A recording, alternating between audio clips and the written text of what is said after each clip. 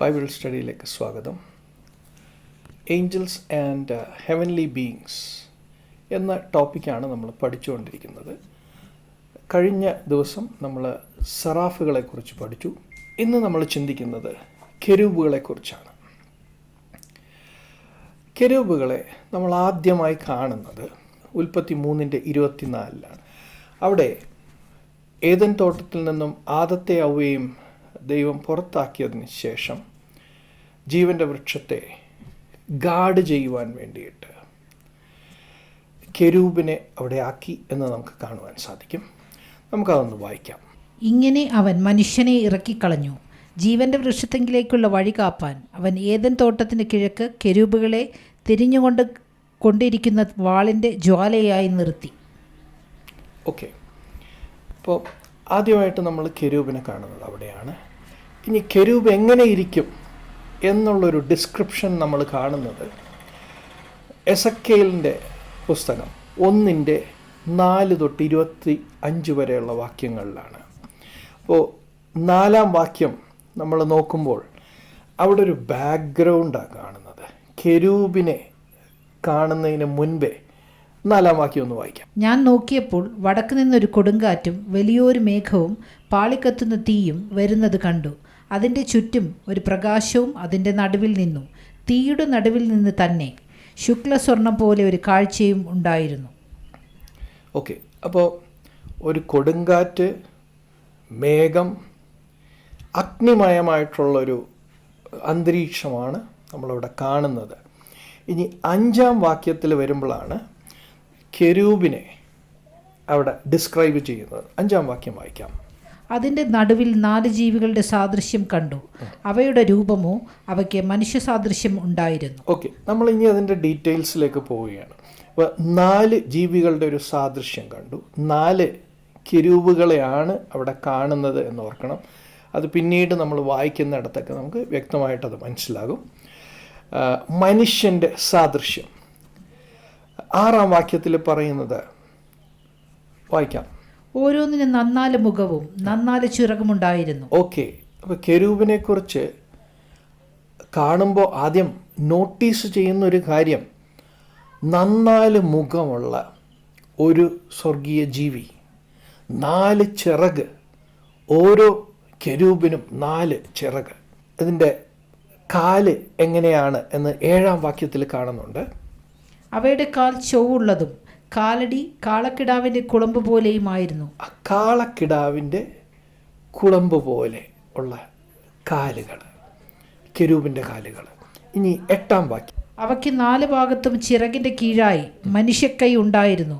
4 മുഖങ്ങളും ചിറകുകളും ഇങ്ങനെയായിരുന്നു. ഓക്കെ, അപ്പോൾ 8-ാം വാക്യത്തിൽ നമ്മൾ കാണുന്നത് ഈ ചിറകുകൾ, 4 ചിറകുകളുണ്ട്, അതിൻ്റെ കീഴെ കൈകളുണ്ട്, മനുഷ്യൻ്റെ കൈ പോലത്തെ കൈകളുണ്ട്. കെരൂബുകളുടെ പോസ്റ്റർ എങ്ങനെയാണ് എന്ന് 9-ാം വാക്യത്തിൽ നമുക്ക് കാണാം. വായിച്ചോ. അവയുടെ ചിറകുകൾ ഒന്നോടൊന്ന് തൊട്ടിരുന്നു. പോകുമ്പോൾ അവ തിരിയാതെ ഓരോന്നും നേരെ മുമ്പോട്ട് പോകും. ഓക്കെ, ചിറകുകൾ വിരിച്ച് ഇങ്ങനെ നിൽക്കുന്ന ഒരു രംഗമാണ് ഇവിടെ കാണുന്നത്. ഇനി മുഖത്തെക്കുറിച്ചുള്ള ഒരു വർണ്ണന 10-ാം വാക്യത്തിൽ നമുക്ക് കാണാം. അവയുടെ മുഖരൂപമോ അവയ്ക്ക് മനുഷ്യമുഖം ഉണ്ടായിരുന്നു. 4 വലത്ത് ഭാഗത്ത് സിംഹമുഖവും ഇടത്ത് ഭാഗത്ത് കാളമുഖവും ഉണ്ടായിരുന്നു. 4 കഴുകുമുഖവും ഉണ്ടായിരുന്നു. ഓരോ കെരൂബിനും 4 മുഖമുണ്ട്. മനുഷ്യമുഖം മുൻപോട്ട് നമ്മൾ കാണുമ്പോൾ മനുഷ്യമുഖമുണ്ട്. റൈറ്റ് സൈഡിലായിട്ട് സിംഹമുഖമുണ്ട്. ലെഫ്റ്റ് സൈഡിൽ ഓക്സിൻ്റെ, കാളയുടെ മുഖമുണ്ട്. പുറകിൽ ഈഗിളിൻ്റെ മുഖമുണ്ട്. 4 മുഖങ്ങൾ ഒരു കെരൂബിൻ്റെ ഒരു ഡിസ്ക്രിപ്ഷനാണ്. 4 ചിറകുകൾ, 4 കൈകൾ, അഗ്നിമയ രൂപമാണ് ഒരു കെരൂബിനെ കാണുമ്പോൾ കാണുന്നത്. ഇനി ചിറകുകളെക്കുറിച്ച്, ചിറകുകൾ ഏത് പൊസിഷനിലാണ് ഈ 4 ചിറകുകൾ ഇരിക്കുന്നത് എന്ന് നോക്കാം. 11-ാം വാക്യം. ഇങ്ങനെയായിരുന്നു അവയുടെ മുഖങ്ങൾ. അവയുടെ ചിറകുകൾ മേൽഭാഗം വിടർന്നിരുന്നു.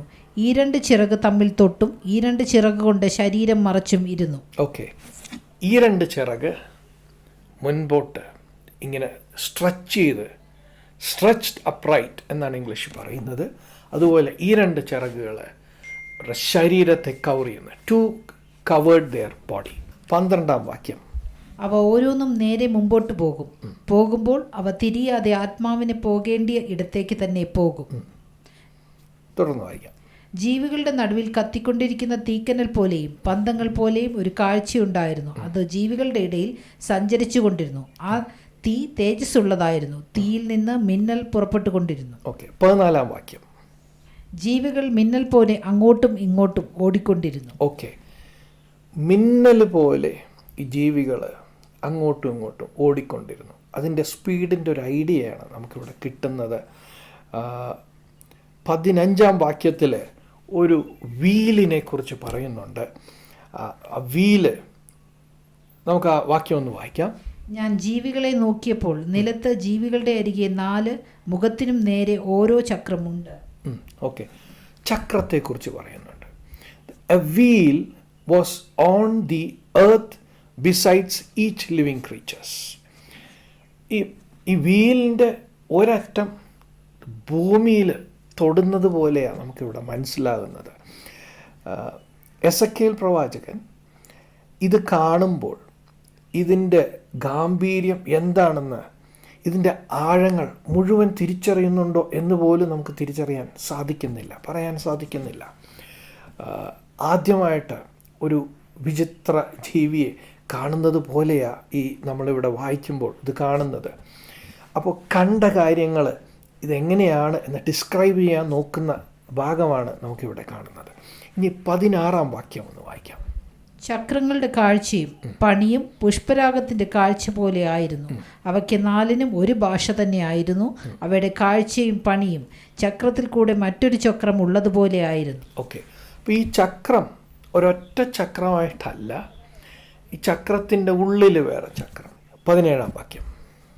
അവയ്ക്ക് 4 ഭാഗത്തേക്കും പോകാം, തിരിവാൻ ആവശ്യമില്ല.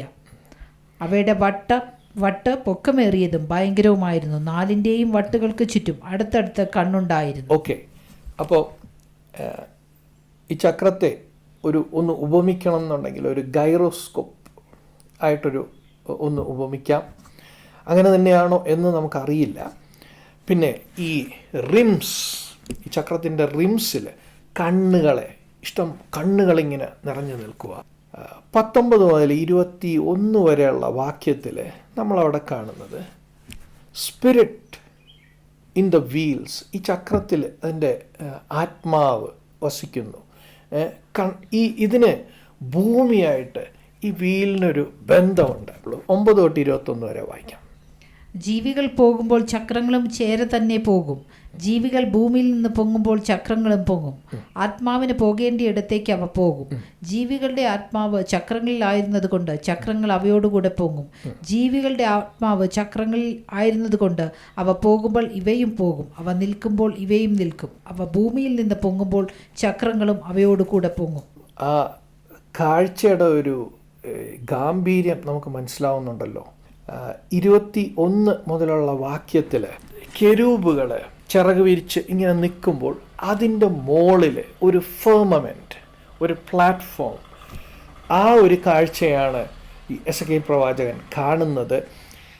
ഈ കെരൂബ് ഇരിക്കുന്നതിൻ്റെ മുകളിൽ വരുന്നത് ദൈവത്തിൻ്റെ സിംഹാസനമാണ്. അപ്പം ആ ഒരു കാഴ്ചയിലോട്ട് നമ്മൾ അതിൻ്റെ ഡീറ്റെയിൽസിലോട്ട് അധികം പോകുന്നില്ല. ഈ ചില വാക്യങ്ങൾ വായിക്കാം. ജീവികളുടെ തലയ്ക്ക് മീതെ ഭയങ്കരമായ ഒരു പളുങ്ക് പോലെയുള്ളൊരു വിധാനത്തിന്റെ രൂപമുണ്ടായിരുന്നു. ഒരു വിധാനത്തിന്റെ രൂപം ജീവികളുടെ മേലെ. വായിക്കാം. അത് അവയുടെ തലയ്ക്ക് മീതെ വിരിഞ്ഞിരുന്നു. വിധാനത്തിന് കീഴെ അവയുടെ ചിറകുകൾ നേർക്കുനേരെ വിടർന്നിരുന്നു. അതതിന്റെ ശരീരത്തെ ഈ ഭാഗവും ആ ഭാഗവും മൂടുവാൻ ഓരോന്നിനും ഈരണ്ടുണ്ടായിരുന്നു. 24 വാക്യം. അവ പോകുമ്പോൾ ചിറകുകളുടെ ഇരച്ചിൽ വലിയ വെള്ളത്തിന്റെ ഇരച്ചിൽ പോലെയും സർവശക്തന്റെ നാദം. നമുക്ക് ഇതൊന്ന് നിർത്തി വായിക്കാം. 24 വാക്യം. അവ പോകുമ്പോൾ ചിറകുകളുടെ ഇരച്ചിൽ വലിയ വെള്ളത്തിന്റെ ഇരച്ചിൽ പോലെയും. ചിറകുകളുടെ ഇരച്ചിൽ വലിയ വെള്ളത്തിന്റെ ഇരച്ചിൽ പോലെയും സർവശക്തന്റെ നാദം പോലെയും. സർവശക്തന്റെ നാദം പോലെയും ഒരു സൈന്യത്തിന്റെ ആരവം പോലെയും. ഒരു സൈന്യത്തിന്റെ ആരവം പോലെയും ഉള്ള മുഴക്കമായി ഞാൻ കേട്ടു. Hallelujah. Thank you Lord. Noise of their wings, noise of many waters, voice of Almighty, noise of a mighty army. Thank you Lord. അപ്പോൾ ഒരു 25 വാക്യം വായിക്കുമ്പോൾ, അവയുടെ തലയ്ക്ക് മീതെയുള്ള വിധാനത്തിന്മേൽ നിന്ന് ഒരു നാദം പുറപ്പെട്ടു, നിൽക്കുമ്പോൾ അവ ചിറക് താഴ്ത്തും. Okay, the voice came from above the firmament. ഇത് ദൈവത്തിൻ്റെ സന്നിധിയിൽ നിന്നും വരുന്ന ശബ്ദമായിട്ടാണ് നമുക്കവിടെ മനസ്സിലാകുന്നത്. ഈ കെരൂബുകളെക്കുറിച്ച് 1-ാം അധ്യായത്തിൽ നമ്മൾ കണ്ടതാണ് ഈ ഭാഗം. ഇതുവരെയുള്ള ഭാഗത്ത് കെരൂബ് എന്നുള്ള വാക്ക് നമ്മളവിടെ കാണുന്നില്ല. എസെക്കേലിൻ്റെ പുസ്തകം 10-ാം അധ്യായത്തിൻ്റെ 1 മുതൽ 20 വരെയുള്ള ഭാഗത്ത് 20-ാം വാക്യം എത്തുമ്പോഴാണ്, എസെക്കേൽ പുസ്തകം 10-ാം അധ്യായം 20-ാം വാക്യം, അവിടെ എത്തുമ്പോഴാണ് നമ്മൾ ഇത് കെരൂബാണ് ഈ എസെക്കേൽ പ്രവാചകൻ വർണ്ണിക്കുന്നത് എന്ന് നമുക്ക് മനസ്സിലാകുന്നത്. 20-ാം വാക്യം, ഇത് ഞാൻ കെബാർ നദീതീരത്ത് വെച്ച് ഇസ്രായേലിൽ ദൈവത്തിന്റെ കീഴെ കണ്ട ജീവി തന്നെ, അവ കെരൂബുകൾ എന്ന് ഞാൻ ഗ്രഹിച്ചു. ഓക്കെ, അവർ കെരൂബുകൾ എന്ന് ഞാൻ ഗ്രഹിച്ചു. ഇനി അതിൻ്റെ തന്നെ 12-ാം വാക്യത്തിൽ, അവയുടെ ദേഹത്തിൽ എങ്ങും മുതുകിലും കയ്യിലും ചിറകിലും ചക്രത്തിലും 4-നുമുള്ള ചക്രത്തിൽ തന്നെ ചുറ്റും അടുത്തടുത്ത് കണ്ണുണ്ടായിരുന്നു. ഓക്കെ, ഹോൾ ബോഡി, ബാക്ക്, കൈകളിൽ, ചിറകുകളിൽ, ചക്രത്തിൽ, വീൽസിൽ കണ്ണുകൾ കൊണ്ട് നിറഞ്ഞിരുന്നു. നമുക്ക് മനസ്സിലാകുന്നത് അത് ആ കെരൂബുകളുടെ ഒരു അവയർനെസ്സിനെ കുറിച്ചാണ് അത് കാണിക്കുന്നത്. ഇനി പിന്നെ നമ്മൾ കെരൂബുകളെ എവിടെയാണ് കാണുന്നത്? മോശ സമാഗമന കൂടാരം ദൈവത്തിൻ്റെ ആലോചന പ്രകാരം, വിഷൻ പ്രകാരം സമാഗമന കൂടാരം ഉണ്ടാക്കുമ്പോൾ അവിടുത്തെ കേർട്ടൻസിന്മേൽ ഈ കെരൂബുകളെ ആക്കി തീർക്കുന്നുണ്ട്. കുറേ കെരൂബുകളെ നെയ്ത് വെക്കുന്നുണ്ട്. എക്സോഡസ് 26-ന്റെ 1 മുതലുള്ള ഭാഗത്ത് നമുക്കത് കാണാം. അതുപോലെ തന്നെ ദൈവത്തിൻ്റെ പെട്ടകത്തിൻ്റെ മേൽ, അതിൻ്റെ ലിഡിൻ്റെ മേൽ സ്വർണം കൊണ്ട് കെരൂബുകളെ പണിതിരിക്കുന്നത് നമുക്ക് കാണാൻ സാധിക്കും. പുറപ്പാട് 25-ന്റെ 18 മുതൽ 22 വരെയുള്ള ഭാഗത്താണ് അത് കാണുന്നത്. അതുപോലെ തന്നെ ഹെബ്രായ പുസ്തകം 9-ന്റെ 5-ലും നമുക്ക് കാണാം ഈ ദൈവത്തിൻ്റെ പെട്ടകത്തിൻ്റെ മുകളിലായിട്ട്, അതിൻ്റെ ലിഡിൻ്റെ മുകളിലായിട്ട് കെരൂബുകൾ അപ്പുറവും ഇപ്പുറവും 2 കെരൂബുകൾ സ്വർണം കൊണ്ട് തീർത്ത് കെരൂബുകൾ ഉണ്ടായിരുന്നു എന്ന് നമുക്കറിയാം. അതിൻ്റെ മുകളിൽ ദ മേഴ്സി സീറ്റ് ഓഫ് ദൈവത്തിൻ്റെ ഫേർമമെൻറ്റും ദൈവത്തിൻ്റെ സാന്നിധ്യം അതിൻ്റെ മുകളിലാണ് ഉള്ളത്. ദൈവത്തിൻ്റെ സാന്നിധ്യത്തെ ഇസ്രായേൽ മക്കൾ ഒരു സ്വരൂപം കൊണ്ട് കാണിച്ചിട്ടില്ല. That is understanding. ദൈവത്തിൻ്റെ സാന്നിധ്യം ഉണ്ട് എന്നുള്ളത്. സമാഗമന കൂടാരത്തിൻ്റെ കേർട്ടൻസിൽ കെരൂബുകളെ നമുക്ക് കാണാൻ സാധിക്കും എന്ന് ഞാൻ പറഞ്ഞു. അത് പറയുന്നത് എക്സോഡസ് 26-ന്റെ 1 മുതലുള്ള ഭാഗത്താണത്.